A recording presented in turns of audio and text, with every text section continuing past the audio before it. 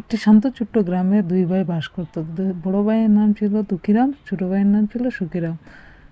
তাদের দুই ভাই হলেও তাদের স্বভাব ছিল একটু অন্যরকম। অপরদিকে সুখীরাম সবসময় হাসি খুশি থাকতো। সে সব কিছুতে হাসি খুশিতেই থাকতো।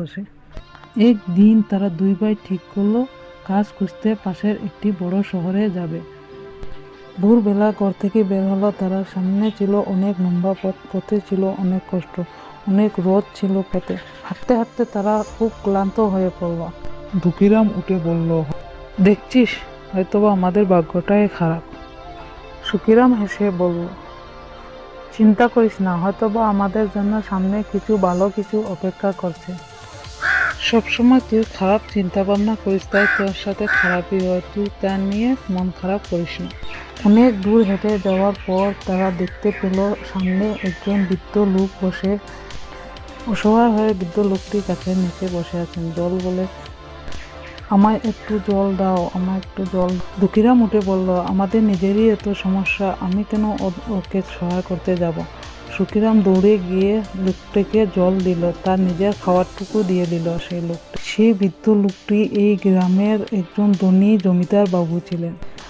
সেই লোকটি খুশি হয়ে বললে, সেই বৃদ্ধ লোকটি তাদের ভালো ব্যবহার দেখে তাদেরকে বললেন, চলো আমার সঙ্গে আমার বাড়িতে, আমি তোমাদের দুজনকে কাজ দেব, তোমরা দুজন খুব ভালো লোক।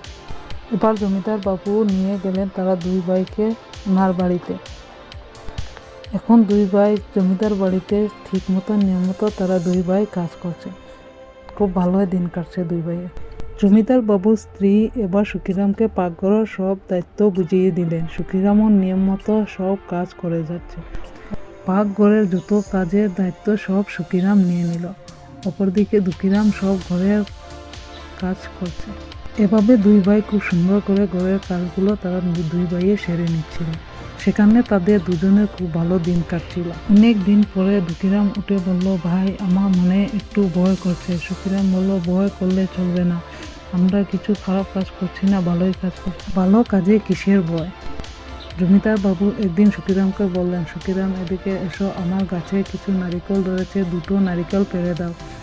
অনেক দিন হয়ে গেছে নারিকেলের নাড়ু খাওয়া হয়নি। আমার গিন্নি খুব ভালো নারিকেলের নাড়ু বানায়, খুব সুস্বাদু।